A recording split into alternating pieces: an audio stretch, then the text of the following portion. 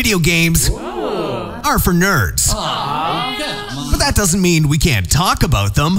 That's why you're listening to The Week in Gaming, the only gaming podcast that breaks down the last 7 days and tears games apart from the inside. Ugh. So forget your worries, open your ears, and join Simon Miller and a co-host for the entertainment chatter you need. Also, screw Dark Souls.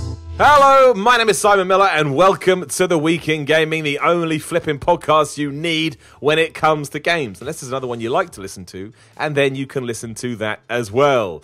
I don't even know where to start this week. I will start by introducing my co-host, Sam Bishop. Sam, I'm going to say how you are. I know you've got a cough, and you've got a bit of a cold. Yeah, I'm trying not to cough to the mic and sound a bit more rugged and sexy, but exactly, other than that, it's all good. It's good, though, because you were abroad in crazy Canada at like minus 16 temperatures. That's always a nice thing to do at this time of year. Yeah, it's always the best, right? Who needs to go to the Bahamas when you can go to minus 16? I talked to someone from Sweden a while ago, and they're like, yeah, it gets to minus 20 here. And I'm like, all right, we can't all live in really freezing countries. I'm not used to this. Minus 20? Wow, I mean, that's something else entirely, isn't it? Well, Chicago's been minus 30 because of that winter storm. That's passed now, though, right? Is it still there? Yeah. Oh, man. I'd just die in minus 30. That's it. Just lie down. That's it. Just never leave. People died in that weather, which always makes me laugh when we come over here and there's like a bit of a frost. And I was like, end of days. Oh dear. Anyway, it's not a weather podcast. I don't even know what we would talk about if it was a weather podcast. It is a video game podcast, and we are going to chat about things that have been going down in video games. We'll start with Apex Legends, which is boring, I know, because everyone's talking about Apex Legends, but I finally sat down and I finally got around to playing only a little bit of it. Don't get me wrong, this isn't going to be an in-depth cross-examination, but the really, really, really, really cool thing I like about it, and again, I will still say I don't 100% know if it's for me yet, but I could already tell straight away that the smart people at Respawn, because we've talked about so much on this podcast about what do you even do in the Battle Royale genre now? Like, Fortnite's basically got it locked down, PUBG is the unfortunate bearer of the torch, and sometimes it happens. You come first, it means you come last in the long run. It's just the way games work, and entertainment works. Whereas Call of Duty and Battlefield are kind of fighting it out, trying to just work their successful popular templates around a genre that everyone loves. And it feels to me like what Respawn did is, look, a lot of people playing Fortnite are kids, which is cool, but why don't we try and take all of that and rejig it a little bit for an adult audience? Because of course an adult audience is going to want to play it, and the reason people don't warm to it with COD or Battlefield is because it's the old model. You pay $60 and you get the video game, and oh look, you also get a nice mode in there too, and that does work. But one of the reasons Fortnite has been so successful is because it's just there. You download it, you push a button, and you're away. And the fact that Respawn has brought that kind of modern gateway into it, but has also fashioned it and made it so it does feel like it's actually aimed at not like a massive. I'm not saying kids couldn't play it, but if I put Fortnite in a 12 to 22 bracket, I would say that maybe Apex Legends skews more to maybe like an 18 to 34, probably even older to be honest. But it just feels like that was their intent, and I just think them doing that has been so smart and so clever, because anyone that sat down with Fortnite, like myself, and just couldn't handle it because you died too quickly, or there was too much, the building was just too much to get your head around. You don't have that in any of this, but it still feels awesome to play because Respawn is really good at making shooters. Yeah, it's a really good game. I haven't been playing it much, but they're adding new content and stuff, which is always great, because with the Battle Royale games, you need to keep things fresh with added stuff, which is always great. I've said my points on it before about how it's just mechanically really sound. So yeah, it's doing a really good job, and I don't think it's everyone keeps comparing it, but I still think the Fortnite comparisons are a little too early. So look at Fortnite when it was 2-3 weeks old. If you look at Fortnite when it was 2-3 weeks old, it's not comparable right now. So. Well, people are saying they think it's the new Fortnite in the sense of the success. The memes go around like, nobody wants to play Fortnite anymore because Apex Legends. Just like, it's only been out a few weeks. Let's just scale it down just a little bit. Let it be its own thing.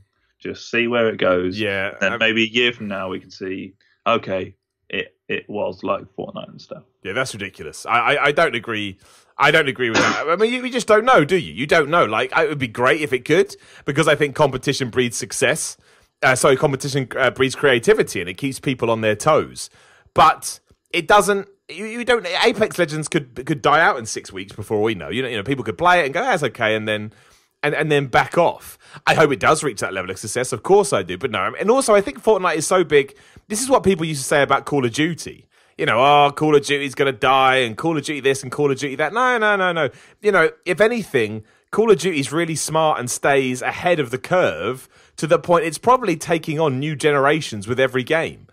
And, you know, the older generation that maybe get bored of it, much like I did, then go and find something else.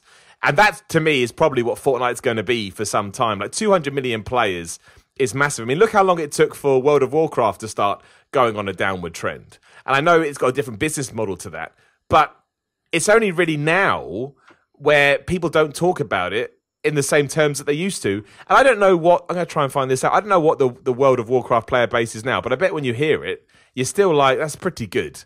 You know, yeah, it's like one of those things like Pokemon Go. I've said it before. When Fortnite starts the downward trend, it will still be a long time in its life. You know, going from 200 million downwards is going to take a while. They're not all going to drop off at once. Apparently, I mean, this doesn't look like the most realistic website in the world. Someone says it's still got around about 5.19 million players, which is, you know, I mean, I don't know how. I mean, that's a rough figure, but still, I imagine it'd still be high. I mean, it just has to be, and I think that kind of just sums up that you know. I don't know. Yeah. I think you can never jump on these things too fast because things can change in an instant. But I do think Apex Legends has built a brilliant foundation for itself, and I understand why so many people are flocking to it. However, with that said, am I going to play it again and again? Don't know. I'm probably more likely to play Tetris 99. You play Tetris 99, Sam? I haven't, no, because that was announced the night before I flew. And then I didn't, because it was like, Tetris gone Battle Royale, and I was like, you what, mate? And then everyone was like, it's really good. And I was like, okay, fair enough. Because I think Tetris is so solid. Like, do you remember Tetris Effect got rave reviews? Yeah. People love it, Tetris 99. Like, just put Tetris with anything and it works.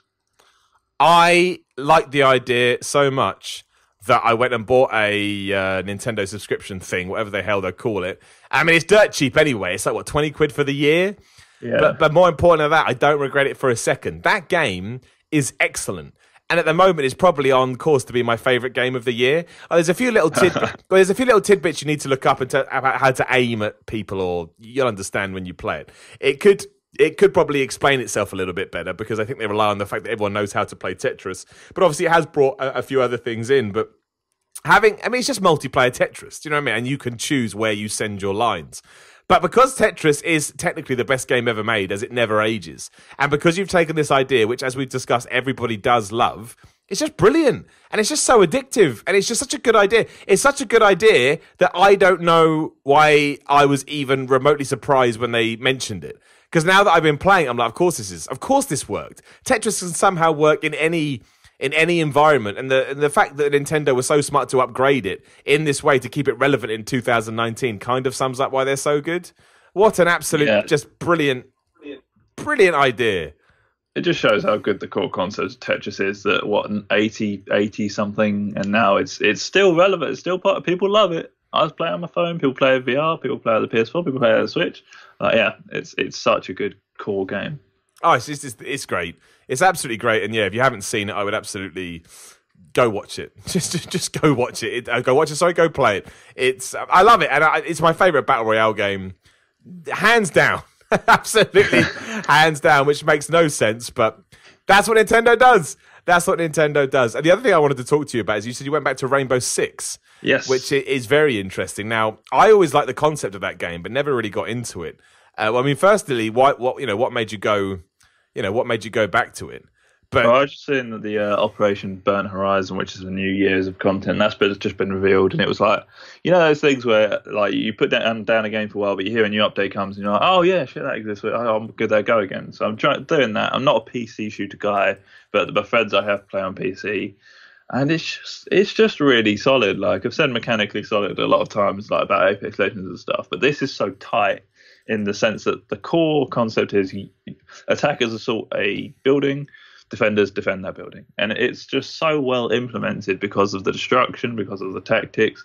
Like, I never seen a shooter game where I could be like, oh yeah, I can imagine these dudes spend hours just on tactics alone. Because most of them are like, okay, go to the place, shoot the dudes. It's all about how well you shoot. Whereas this is about combining strats, making sure you know entry points, making sure you know the destructible points, making sure you know, like, strats as in the meta, because like you need combos of people to assault places and stuff.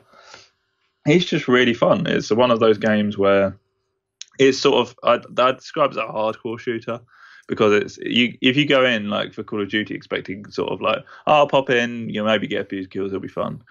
That's not going to happen. You need to really put your mind to it to do well in Siege, and I really love it. And I'm not that great shooting, as I've said, but the fact that you could still help the team out by taking people on cameras, making sure if you know the game well and you know the tactics, that's half of the battle. And yeah, I've just been having a good time just jumping into it, trying to improve my shooting and stuff. I'd say, I've always said it, I think it's the best multiplayer shooter around right now.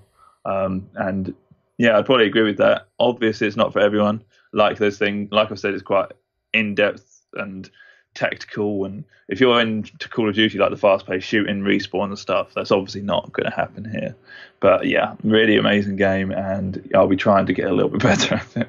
How does it, because obviously it relies so heavily on a team mechanic. Yeah. How is it just jumping into obviously random games without mates and stuff? Because that's always the issue. Not with Rainbow Six, with other games in the past. I've really loved, but you have to rely on other people. And I get it. Look, I'm the first to say it's always better to talk to these people via a headset. But sometimes I just like to play team games organically. Do you know what I mean? I don't actually want to talk to someone. I just want to sit down. But sometimes when a game focuses so much on that, I'm like, I can't get into it as much as I'd hope, because people are ruining the experience. So that doesn't seem to be a problem here, because it's been going for a long time. I know there's an issue with griefing in it and people just being absolute arseholes, but that aside, I mean, that is an issue, and I think Ubisoft's actually done as much as they can to sort it, and I know they keep focusing on it. But from a purely gameplay perspective, do you ever run into like, well, I just can't do anything because, people are being idiots? It's just luck of the draw, I think. Like with any game, if your team are trash, like that's also gonna help. It's also gonna be bad for you. And like if you could deal with the people saying like, "Why are you on ranked if you're bad?" Like if you do go on ranked, like that, everyone is obviously. It seems like Siege is one of the communities where like if you bring someone's rank down, everyone gets super salty. But that's the reason why it's good, because everyone's trying. If you go on casual, some people don't care, and then that obviously brings the whole team down, because there's one less guy making call-outs, tagging enemies, stuff like that. But if you're getting ranked and you're all trying hard, then as long as everyone pulls their weight, you don't need to communicate all that much. Obviously, the teams that have 5 people all communicating will do better. But yeah, it's just luck of the draw, I'd say. It's one of the. I do want to get into Rainbow Six, because you just hear so many. I remember when it first came out as well, people raved about it. I'm like, man, Ubisoft's really nailed something here. And it kind of feels like, again, kind of same with Apex Legends, it kind of feels like a shooter aimed at those who just want a more serious and, I don't want to say a tactical experience, but that's certainly how it came across. And I'm not surprised people are still massively involved in it. Yeah, it's a slow burn. It's gone from strength to strength. I don't think the launch numbers were that great, but obviously it's gotten bolstered more content. They've committed more. Ubisoft's committed more to helping out the strength of the game, the toxicity, the connection, the everything. And then now it's just a core, solid, fundamental pillar to just build everything around. And yeah, it's really fun. I'd definitely recommend trying it out. But obviously, because of how tactical it is, it's not going to be for every shooter fan, if you know what I mean. Yeah, I mean, I think you need. I don't want to say a hardened. It sounds like you need to. You don't treat it like Call of Duty, basically, which is not an insult to Call of Duty. But to me, it feels like the kind of thing where you go in knowing that shit's about to get real.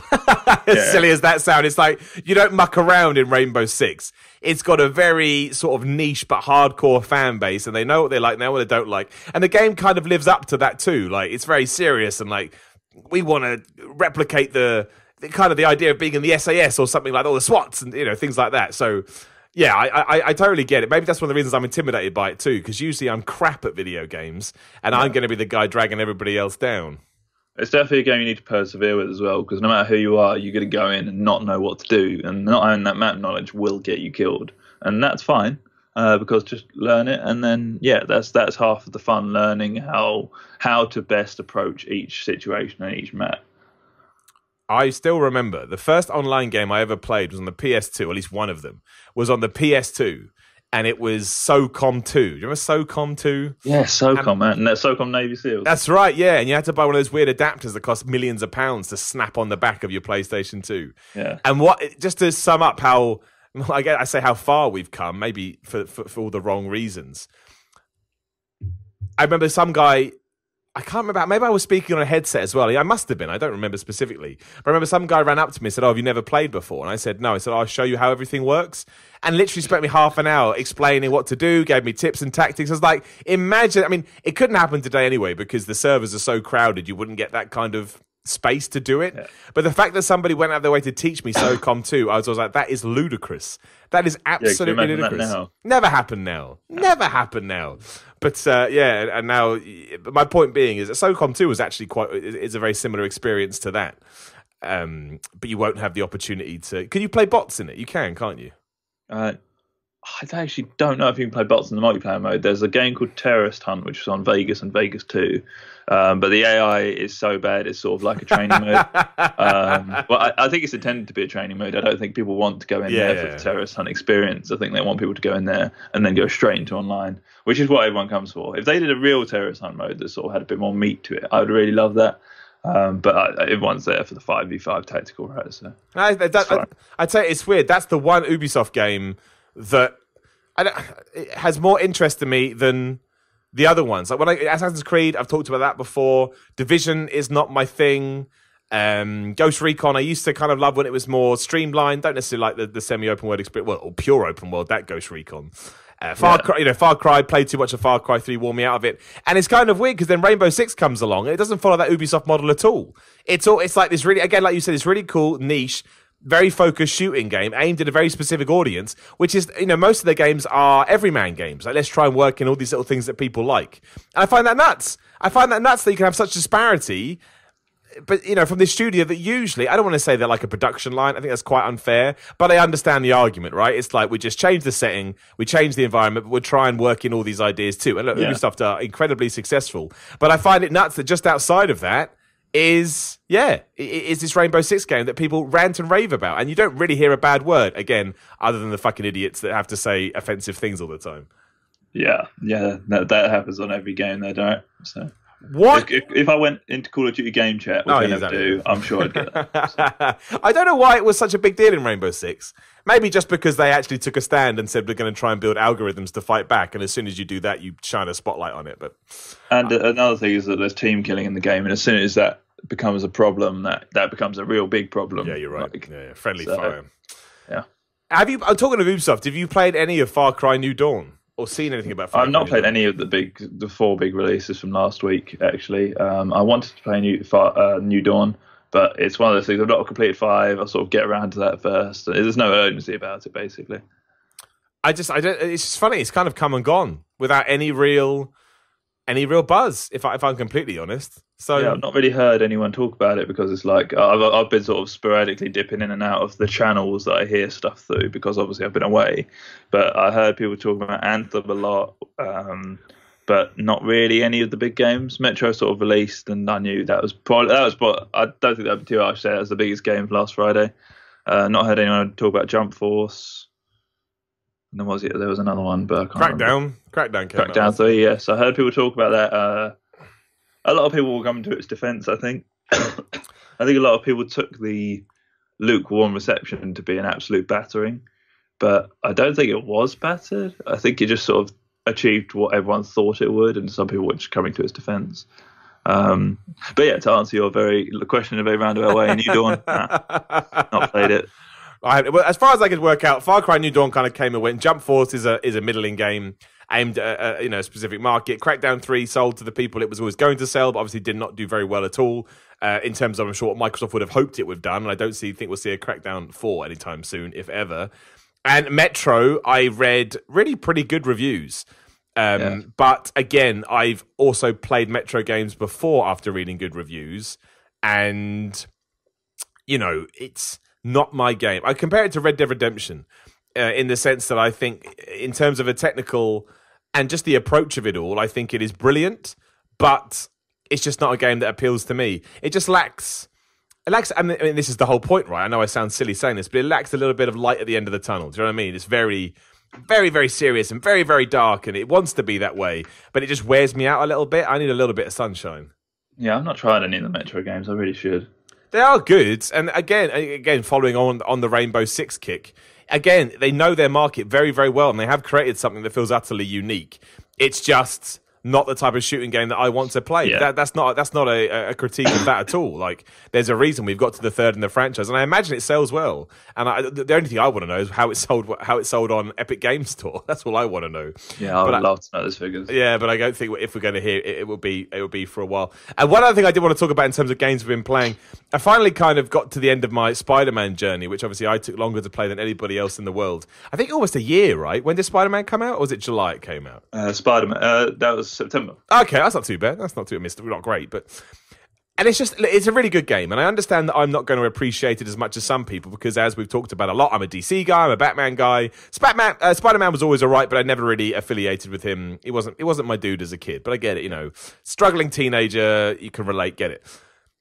And I think the game is brilliant. I don't think I'm being unbiased, of course I am, but I don't think it's as good as the Batman games. I think it's as good in terms of understanding Peter Parker and Spider-Man. And to be honest, I'm sure if I actually cast my mind back, Batman probably did this too. In fact, it did. I remember the boss fight at the end of Arkham Asylum, and I think that's the only one that it's fair to compare it to, because this is Insomniac's first go at the game. But the thing that really drives me nuts when I play these games is you get to sort of the last, let's say, 5 hours of a game, where really you've already put in about, say, 12 to 15 hours. I'd be happy for them to just start wrapping it up. But what they do is they fall back into this old way of designing games that I know some people love, but for me, it just drives me nuts, where it's just, let's give them more enemies to fight, and let's put them in situations which are harder to overcome, and just up the ante and up the challenge to the point where I'm dying and respawning, dying and hoping that I've hit a checkpoint without realizing it. And it really wears me out. Like, and I'm not saying those games should go away. I'm really, really not. Those type of games should go away. I know some people still play games for the challenge. They like the whole, arcade way of doing things. And, that's how games began, right? You put a pound in the arcade machine, and the reason it wanted you to put in another pound was because they made money, so they made games harder. That's what they did, and it was really smart, and it worked. But I just don't want... Sometimes I just want an experience. And when I'm playing Spider-Man on easy mode, which I was doing, and again, you could say, well, you're crap at the game. I want to be allowed to be crap at the game, but still be able to get through it without wanting to rip my head off. And I just find that so many games do that. They kind of, there's that phrase, they default to task, or whatever that saying is, where they don't really know what to do. So they will go back to the archaic boss fights. They will go back, again, to just ramping up the difficulty level because they think it will extend the running time of the game. And I also understand that some people want that, because if you drop £50, $60 on a game, you don't want to feel shortchanged. But it's utterly ruined the Spider-Man experience from me, to the point I dreaded playing it at the end. I was like, I don't want to go through all of that, especially because the rest of the game isn't that hard. And I never like it when a game all of a sudden just spikes in difficulty, because I'm like, well, why? It almost comes across as too obvious to me. It's almost like, okay, so we only did that for the simple fact that we could. I don't get it, and so many games do that, and I just want to leave it in the past. You can put a game on hard from the beginning and get that challenge should you so wish. Yeah. It's weird. So people don't talk about Spider-Man that much when you compare it to the other heavy hitters of 2018. I guess it just didn't really have much food for thought, other than the fact it was a very good Spider-Man, if you know what I mean. I think superhero games get a bit of a pass still, because apart from Batman, none have really been done well. Like Wolverine was good, but that was a very quintessential 7 out of 10 and came out before we had this big boom. So I do think they get a free pass, and maybe they should do to a certain degree, because again, Spider-Man 2 was good, but this one is a better game than Spider-Man 2. It's far more well-rounded, and the swinging mechanic is just as good, and that's the real reason people remember Spider-Man 2. But I want to move away from this idea that that's how we have to conclude all games, because it's really not. Yeah. Like, come up with something different. Again, you could even tie into, I know you're a big fan, Sam, something like BioShock. When you have to fight that boss, you're like, why? We had this amazing crescendo, and we could have just drawn a line under it. But I would bet somebody went, well, no, we can't do that, because people will expect a boss fight. Fuck what people expect. Do what suits the game. I mean, that was the other problem with Mass Effect 3 as well, right? Everyone hated the ending, and BioWare felt the need to change it. I would have much rather they had kind of fought back the corner and said, no, this is how we wanted our game to end. It's completely cool that you don't like it, and we love the fact you're debating about it, but of course, given the internet, people just start saying rude words. But we didn't need to, I don't know, I like being surprised, and I like creativity, and I find sometimes it's much like a good song. Sometimes I think video game developers struggle to find a way to draw something to a close without just reverting to task. That's what it is, reverting to task. Yeah, like large boss fights are always the way it ends. I hate it. I honestly hate it. Like, and it's always a big boss fight where they have to run into a wall and then they're stunned. So they run away again. It's like, this is crap. Like, I don't know. We should talk about Anthem briefly as well. Look, I haven't played Anthem, although complete transparency. I'm actually participating in an Anthem stream on Friday. I don't have any of the links yet, but when I do, I'll make sure I tweet them out. But somebody said, "Miller, do you want to come and stream Anthem for the day?" I was like, "Yeah, I do. That sounds fun." I haven't played it, so I'm literally just going off articles that I've read and criticism that I've heard.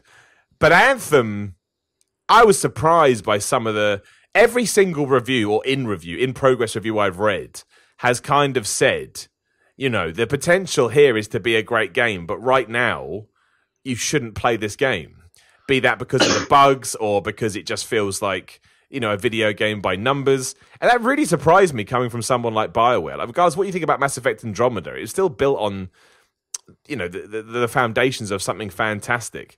And again, look, I may play it and love it. I don't know, but everyone said, I'm looking forward. I'm looking to the future. We have to see what happens next. And I don't know, man. I don't necessarily think that's how you want to... Look, some games obviously recover really well from that, but it was surprising to me. I will say that much. Everything I've seen is sort of a bit lukewarm. Yeah. Like, it always seemed a bit lukewarm because people were like, I don't know what to think of this. And then the demo came along, like, I don't know what to think of this.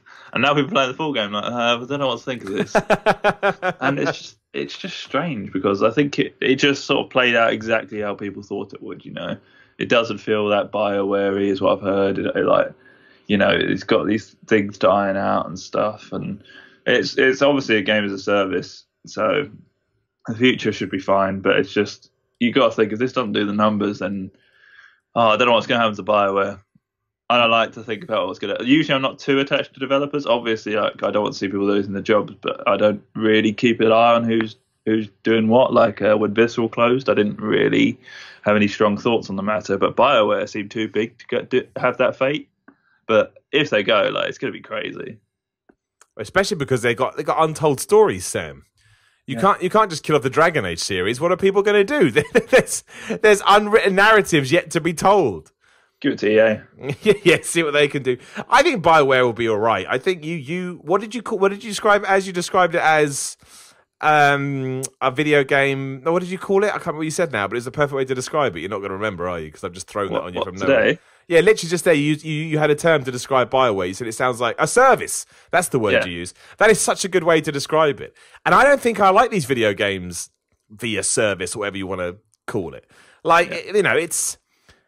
I think I get it from a social point of view. Like, if you want to sit down and play a game with your mates, like Destiny or The Division or anything like that, totally get it. And I totally get having these options and not being... They're unrestrictive, aren't they? You can just get together with mates and you can run amok. But the more that... And I'm not just talking about BioWare and EA here. I'm talking about everyone. The more that we invest in this and the more that we go in this direction, I'm like... What I don't think storyline and narrative-driven games are dead. That is not what I'm saying. Spider-Man smashed it. God of War smashed it. There'll be other ones I'm not even thinking about. But it certainly does feel like they are being considered that's not necessarily what people want to make anymore. And that, I'm not saying it worries me, because that sounds ridiculous, but it certainly does raise my eyebrow a little bit. Because that's all I want these days, and yet I'm finding less and less places to go and get that. Which is why I think with Anthem, I'm like, well, that's 100% not what I wanted from BioWare, because BioWare were the masters of stories and, shocks and surprises and twists and turns and characterization. Like, I can just look at Anthem and know there is no character in that I'm going to respond to, because that's not what they're aiming for. They're not trying to, you're meant to, it's meant to be like an everyman character, I presume, where you paste your own personality over the top of it. But I don't want that. I want them to tell me who this guy is. Yeah. Yeah, I don't know what's going to happen with Anthem. The future will be really interesting for Anthem. I'm very excited to see what happens. I'm not counting it out by any stretch of the imagination. Like, again, it's way too early. I do think, there was a big debate about how to review it. Completely understand that would be difficult. How on earth do you, review a game that could absolutely change? Do you put a score on it? Do you not put a score on it? I mean, I don't know. That's up for that's up for debate. But I certainly miss the days when a BioWare game would come out and everybody would lose their minds. Yeah. And that did happen a lot. Like, even with a game like Dragon Age Origins, Dragon Age Origins was not a big deal, but I do know everyone that played it. I remember my mate David Lynch, who reviewed it for the magazine I worked on at the time, came back from wherever he went to play it and said, man, you're going to love this. And I was like, I don't know, man. I've seen the trailers. Doesn't it like, no, wait till you sit down and play it. It will really get you. And that kind of groundswell happened naturally. You don't really get that anymore. And I missed that. Especially even Andromeda was really hyped. I remember all we did was report on news for it for like the months before it, because it's like Andromeda shows one new class or shows this planet, and it was like, hey, yeah, Mass Effect, woo. I guess maybe that affected everyone's thoughts towards Anthem. I know that being online a bit affected everyone's thoughts to Anthem, but maybe that did as well. Maybe. I don't think it helped, did it? Like, no. It certainly, it was the first time in BioWare's history, and there were some other things as well, but that really kind of gave them a bit of a gut punch. It was like, oh, okay, that didn't work. That didn't work as planned. Something we should talk about, Sam, because you and I haven't chatted about it, of course, is everything that came out from that Nintendo Direct. Because I desperately want your thoughts on, of all the games, to be remastered and put on the Switch by Nintendo, we're getting, what the flip is it called? It's gone from the Zelda's Link's Awakening. Thank you, Brain. I was thinking of the Windfish, because the Windfish is the thing that you're trying to sort out in it. I love it. Like, I genuinely love it. I said this the other day. Like, it is a game that I loved when I was a kid. I love what they've done to it. I love the fact that this is the game Nintendo decided to remaster because nobody saw it coming. But I don't know what I mean, is it utterly lost on you? I know you're not the biggest Zelda guy. It's not utterly lost on me. I haven't watched the trailer yet. I saw a lot of meme pages being like, what are these graphics? But like, I hear accusations of lazy and stuff. Just because it's simplified, just because it's a bit cartoonish, doesn't mean it's lazy. They've gone for a style. They've not been like, you know what, fuck it, let's just put some beady eyes on them, it'll be easier. That's not what they've done. That's not what happens. It's really boring. Like, they've stylized this in a certain way, and I would admit, it looks strange. But like Link's Awakening was a top-down sort of one, wasn't it? Yeah. So they've sort of done that, but put a bit more polish on it. So it's still sort of top-down while also being 3D. I'm just looking at the trailer now. It looks good. Like, it's that game I can imagine playing a lot on flights and stuff, just because it seems really not easy, but like accessible. And Ocarina of Time on a flight, for example, if you could, it would be a bit like, might be a bit much. Well, this is just exactly what it is, and yeah, it looks fine. I'm not buzzing about it, but yeah, it's fine. I like the way it looks. I genuinely like the way it looks, because I think that game is weird, especially at the time when you were used to a certain idea from Zelda, and all of a sudden you're doing platforming, and again, checking about this windfish, and there's a flipping owl. Like, it was really, really strange. And I think a lot of that weirdness, it was brilliant, but I think a lot of that weirdness is going to carry over to this. But Nintendo aren't stupid. They want kids to play this game. That's 100% what they want, because, Zelda, as all their properties are very kid and family friendly. That's what Nintendo built their entire division on. However, you need to be able to sell it to them, and adults know this. I mean, I'm going to assume any adult that's going to play this has already played it and will play it again regardless of what it looks like. But you also need to ensure you get a new demographic to want to play this too. You can't just rely on a nostalgia trip. And that's why I think it's really smart. I think it looks great. It looks really cartoony. It looks fun. It's bright. It's colourful. But when you actually sit down and play it, like, wow, this is weird. This is fucked up. Like, this is what an interesting take on the Zelda-verse. And I don't understand all this. I do not understand all this hate for it at all. Like, what do people want it to look like? Like, I don't get it. Because if you had like modern detailed Link in a top-down Zelda game, that wouldn't work either, really, surely. I don't really understand. Yeah, I don't get it either. I wouldn't want that. I mean, I wouldn't want that at all. And I saw some people getting really, really mad, and like, oh, Nintendo just phoned it in. It's like, I'm sorry, who asked for this? Who knew this game was coming to begin with? It's like when you get on a plane and you didn't know you were going to have Wi-Fi, and the Wi-Fi doesn't work and you get mad. It's like, you didn't know you're going to be able to have Wi-Fi. You can't get mad at something you only just learned that it came. I don't know. I don't get it. I think people think it's too cute. But Zelda's always been a little bit cute, has it not? Like, look at Link to the Past. It's not like a hard-hitting, edgy game, is it? Imagine moaning because a Nintendo game is too cute. I don't get it. Do you want a dark, gritty remake of Link's Awakening? What do you want? Well, I mean, I do, but at the same time, I don't expect that. I know the whole point. The whole point is there is an edge to that game. Like, some of it can be really creepy. If you played it as a kid back in the day, it was quite nightmarish in many ways. So people now think that is going to have been lost. But that doesn't make sense because if you've experienced it before, you know that, and you know what the original was like. And if you're coming to it from a brand new perspective, you don't know about that anyway. So you're not going to go, "Oh, they ruined it," because you've got nothing to compare it to. So it's just a nice looking game. I really don't understand. It's a top-down Zelda game. Even if it wasn't a top-down Zelda game and they pulled the camera, but that would understand more because that would change the fundamentals of the game. But I don't think it's enough for people to say I don't want to play it. That it's too cute. It's not something that I can ever. I'll never get I don't get it. I'm stumbling for words because I just don't get it. What are you talking about? And as it's been popularly said, if you want to play the original, you could just go and play the original. Yeah, exactly. It's there, and it's on the Game Boy. Game Boy games don't age. That's the best thing about them. I mean, they don't look as good as you remember, but they play great because the Game Boy was so underpowered. You had to make sure that everything was really simple.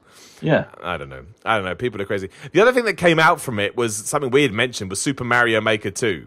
Yeah. I still don't get it, man. I watched it and I get it's just a trailer and I get we're going to get more information, but the Wii U was not, the Wii U to the Switch is not like some dramatic technological shift. Like I imagine they're probably within the same remit. I don't know what is going to be in this game that wasn't in the first one, or that couldn't have just been. I'm not saying that they've done this, but a small part of me is like, is this just a port, but we're going to put a 2 on the end of it and just add in some new tools and a few new mechanics? I find it really weird. The whole thing feels like a blurry, I don't want to say missed opportunity, but it confuses me a lot. It just does seem, I'm just looking at the trailer now, it just seems like this is the sort of thing that it feels like the core concept is just being put on Switch because that's where it works better. Yeah. You know what I mean? But like I've said before, this could have been a Super Mario Maker Deluxe. Doesn't look hugely like a sequel. It looks more like, just like you say, more features and a Switch capabilities. So yeah, I mean, I didn't play the first. It didn't really appeal to me, but it will work on Switch if you could use the touchscreen to edit everything. I think it will be really. The first one was really fun to play, and some of the levels that people came up with were ingenious, really. But I don't know. In terms of a direct, it's one of those games where the first one felt like it got screwed over because of the Wii U. Fair enough, but going back to that I mean, I don't know. I mean, I got a list up here of new features. If I can get some out of it, I will. You can add slopes, a la Super Mario World. There's new level designs, new gameplay elements from Super Mario 3D World. You get the cat suit, transparent warp pipes, new enemies, virtual scrolling levels, coin collecting levels, objectives, custom scrolling. These are tools that are going to, especially if you're well into it. If you're well into it, that's going to be great. It's going to allow you to go absolutely crazy, but I don't know. It's just something about this that confuses. It feels like a missed opportunity. That's all I'm going to keep saying. Again, we mentioned it last week. I feel like this could have been the Netflix of this type of games, and instead we're just going the usual route with it. I don't know. That not necessarily something that stands out to me as incredible, to say the least. But hey, what do I know, man? I mean, some Nintendo fans are just looking at the comments, seem to love it. It felt like God's doors opened in front of me, is one. Wow. I mean, this is quite... Super Mario Maker 2, it felt like God's doors opened in front of me. They should put that on the box. They should. Well, I take it back. If that's what people are saying. I guess I just wanted... This is my Link's Awakening graphics, this is.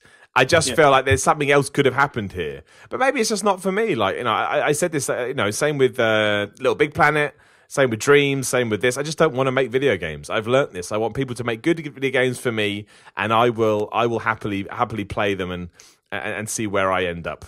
I guess the long and short of it is that the people that wanted more Super Mario Maker are getting more of it on a arguably better platform and with more features. And I guess that's just, cool. Those people who wanted it will get more of it. I don't think he's trying to bring on any new people, really. They're not kidding themselves. Maybe not. I just hope he didn't take the place of anything else. I think really every kind of console this year needs to start not sort of showing what they've got, but I was saying this the other day. If someone said to me, "What games are you anticipating this year?" I go Doom. I'm intrigued about Gears of War. And there was something else I wanted. Oh, Mortal Kombat 11. But, you know, Mortal Kombat 11 and Doom, I already know what I'm going to get. So, you know, I'd like to know where my kind of unique fun experiences, or at least my surprising experiences are coming from. And at the moment, the Outer Worlds. Well, I don't know anything about. Well, it could be. It does sound interesting. Oh, I can't wait. When's that out? I couldn't tell you. A while. I mean, we're getting to the end of February now, the 20th of February. So obviously Anthem comes out on Friday. And next week you do have Dirt Rally 2.0. I'm not a big fan of the Dirt Rally games, but they are really good in case you've never played them before. If you're into racing games, they are amazing. Trials Rising comes out at the end of the month. You know what you're getting with that. And Dead or Alive 6, that's the same. Moving to Dead or Alive, Devil May Cry 5. Everyone's excited about Devil May Cry 5, to be fair. People really, really like that game. I always forget the sort of the fan base for that. It's really hardcore. But yeah, as we discussed, that's not for me whatsoever. But yeah, I mean, I want something. I guess Sekiro: Shadows Die Twice is going to be the big one, isn't it? In terms of at least from a very loud community going nuts about it. Yeah, absolutely. Okay, so we got that. But I'm just going through now. Yeah, this is the one I want. Yeah, nothing springs out. It's going to be an interesting year for games. I feel like we're coming to the end of the console generation. That's what I feel like. It does feel like it's winding down, doesn't it? Yeah, I think that. I also think that Xbox has pretty much drawn a line under this generation too. I think they're going to hold off all their big games until next year, next console, whatever they've got next. Yeah, I'm very excited to see what comes out of Sony not being E3 and then Xbox in general. Really, I think we'll get one. Usually we get the same announcement. Where they get announcements around the same time. I don't think Nintendo will do anything. I don't. You know, the Switch obviously came at a completely different time. But I think everybody else before this year is over is going to throw something out there. What it's going to be, I don't know. But that would be my gut feeling. And mention new consoles, actually. Again, I asked for some questions. I got some questions, so we'll finish this episode asking with them. Somebody says to me, or somebody said, what do you think we're going to get from the new generation of consoles, be that the new PlayStation or Xbox? And that is a great question. I don't know.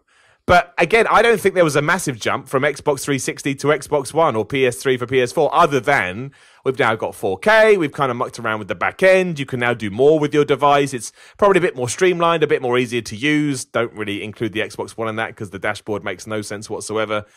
But I don't, aside from more power, I don't know what video game consoles are going to bring moving into a new generation. Like, I really have no idea.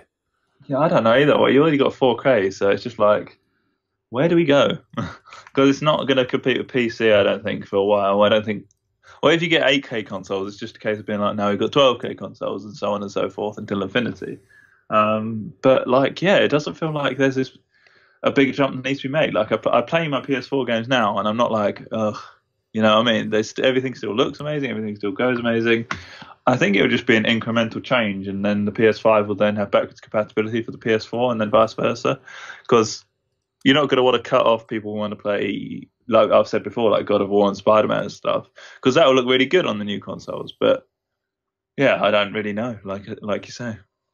Do you think we get rid of physical mediums? Do you think anyone dares to make that? So there is no. No, I don't think so. I think people still want that.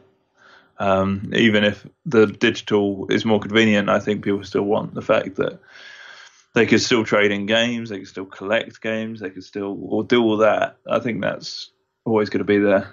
Let me rephrase my question. Do you think these consoles are going to be built in a way that benefits digital downloads to try and encourage people to head in that direction? I sound like Jeremy Paxman now. No, you don't. That's interesting. Because I think it's just out of the console's hands. A lot of people, like in the UK and in parts of the US and just around the world, that like the download speed's not good enough. If you switch to all digital, that'll be really annoying. Like, you know, the uproar when anyone releases a release day patches over 10 gig, 20 gig, because people are just like, well, that's going to take me all day to download. Then thanks.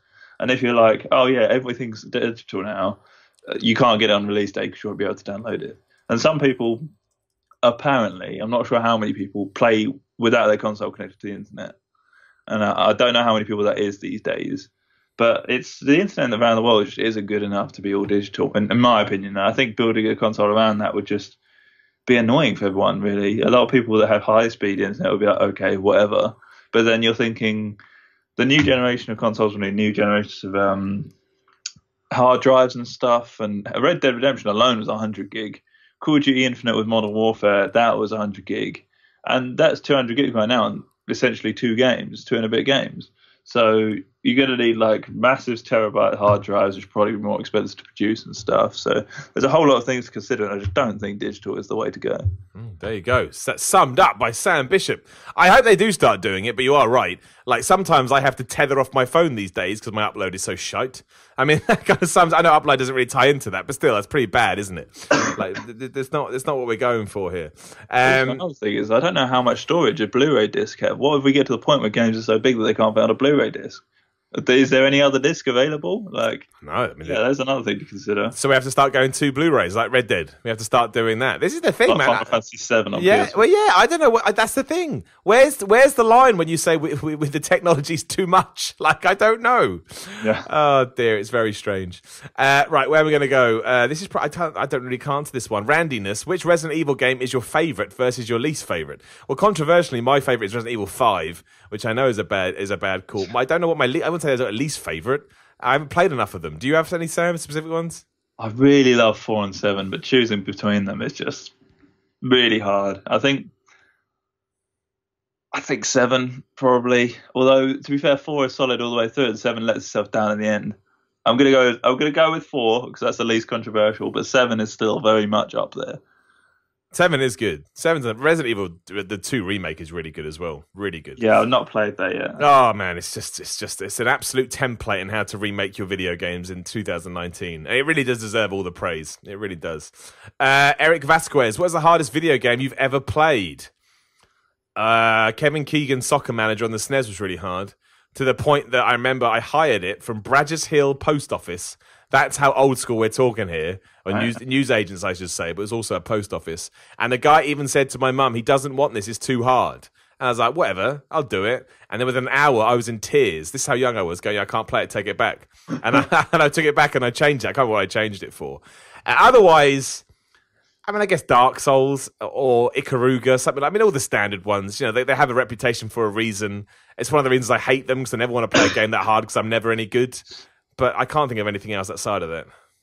Yeah, I can't think of anything else apart from the typical Dark Souls 2 is just badly designed in a number of ways, and I think that became more frustrating than any of them because of that. So I think Dark Souls 2 probably. Yeah, I think Dark Souls 2 is horrific. Dark Souls 3 as well. All of them. Just Dark Souls. Count McCula, what's one game you wish you could replay for the first time? Mine would actually be The Last of Us. I love The Last of Us, and I mean, one of the reasons I loved it so much because I went in thinking I was going to hate it, which means that, you know, if it wins you over, you're always going to, you know, it's always going to make you happy. But yeah, I mean, think that, or maybe if I could sort of get the same feeling I got from Gears of War first time I played it, anything like that, anything I love, Ocarina of Time, all of those games would be awesome. Mine would be BioShock. Yeah, I thought so. Yeah, that opening as well. Yeah, just so good. It really is. Nervous Young Inhuman. What's your favourite game released this decade? Oh my gosh. So we're talking 2010 onwards, or 2011 onwards, I should say. I don't know. I'll say The Last of Us because I can't think of anything else, but that will absolutely not be true. But I can't think of any other game, so I'm going to say The Last of Us. That's all I got. That's one of those questions you need to prepare for. Yeah, exactly, yeah.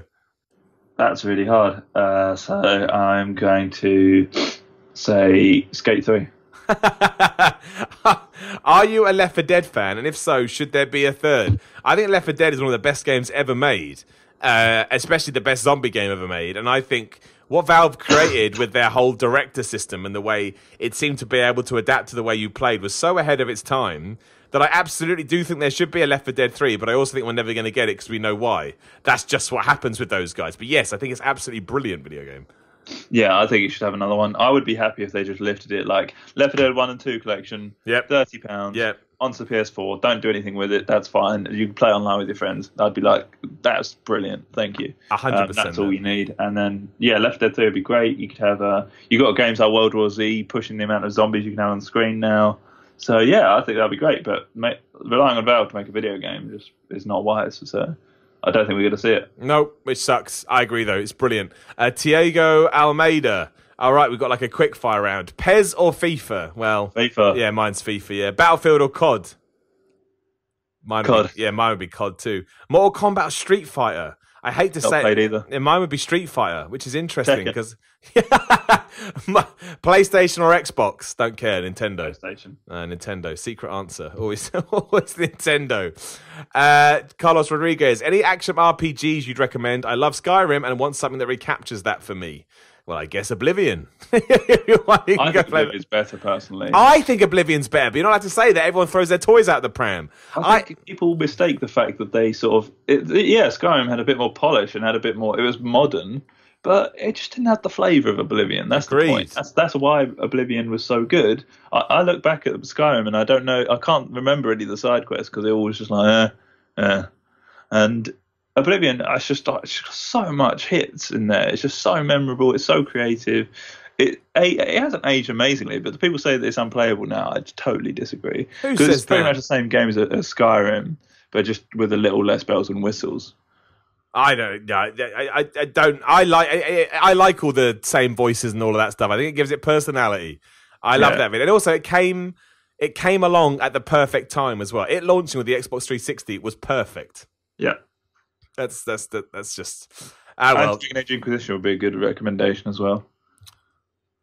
I think that's a good shout. I think that ticks a lot of the boxes. I would say, if you want a game that kind of doesn't, I imagine Oblivion looks quite old now. Dragon Age Inquisition doesn't. I imagine that would, would tick the boxes. And it's got so much content in there. It'll really keep you entertained. And obviously, The Witcher as well. I haven't played it, Witcher 3, but obviously the reception speaks for itself, right? So both very good shouts. Andy Purcell, what is your most overrated game of all time? Well, mine's Dark Souls, Bloodborne, all that bollocks, because I hate them, and some people gave it 10 out of 10, but that gets boring with me saying it all the time, but it is what I think. So, what do you want to do? Mine's Last of Us. So. Yeah, well, look at that. See, look at that. The disparaging opinions. I've lost all the questions now because my internet is freaked out. Hang on. There we go. They're loading up again. What do you think of the practice of paying an extra £20 to play clearly unfinished games early? Oh, you mean like early access? Is that a shitty business practice? I don't think so. Because to me, business is whatever the market is, as we talked about before. If you release it and everybody buys it, then you did something right. It means there was a market for it. Again, it's your choice. If people start buying it, that would be the end. I think it's fine. Yeah, I mean, if you offer people a chance to pay 20 quid to play early and people take it, yeah, why wouldn't you? But then again, you could also wait and not play early and save yourself 20 quid. So it's not like we are gating this content off for people unless they pay 20 quid. It's just like, okay, if you want to pay it a bit extra, we'll give it to you early. And then you could be like, no, thank you. Yeah, that's strange. I find that I don't have a problem with it at all. If you want to pay 20 quid for a shitty game once and you don't like it, don't do it again. The end. Over. Move on. Evan Deleu, do you think the Battle Royale trend is nearing the end of its life? No. I think that is a rhetoric that some people like to put out there with any kind of genre that blows up. I imagine it will be around for a very long time. Yeah, I think so as well. I think it's just a case of, because you see a lot of Battle Royale games fail, what was it? There was the Culling, that famous one that really didn't do well, Culling 2. But it's just, how can you see the numbers that Fortnite has and the numbers that PUBG have and the numbers that Blackout and the numbers that Apex Legends have and think that it's nearing the end? It's just a case of it's maturing. And if anyone was without a game in the Battle Royale genre that they didn't play, then they're getting assigned one very quickly. And I think there's not much space in there right now, but it's definitely not dying. Definitely not. It's too big. Even if it lost 50% of its current market, it's still massive. Yeah, so, it's like saying, will horror films die or something? It's a genre in itself now. It's not like a trend. It is a genre that people clearly like, and I think that will persist, to be honest. I don't see it. Even if it falls off a cliff, I think that it's just too much. It's just too much. It has to really, really die before it's going to die, if that makes sense. Yeah. So, I don't see that happening anytime soon. Also, people like it. It doesn't feel like a trend anymore. It feels like something that's established, and I don't think it's going to go away for a while. And I hope it doesn't. It feels like an established thing. Yeah, and I really hope it doesn't. O2 the J, what is the one game you can go to and pick up even after months without playing it and still enjoy the hell out of it? Well, mine is FIFA. I was saying this on a different podcast. I can pick FIFA up at any point, play it for 10 minutes, and I'm pretty happy about it. And, even I haven't even got FIFA 19. I'm still playing FIFA 18, but I'm all right with that too. It's just fine.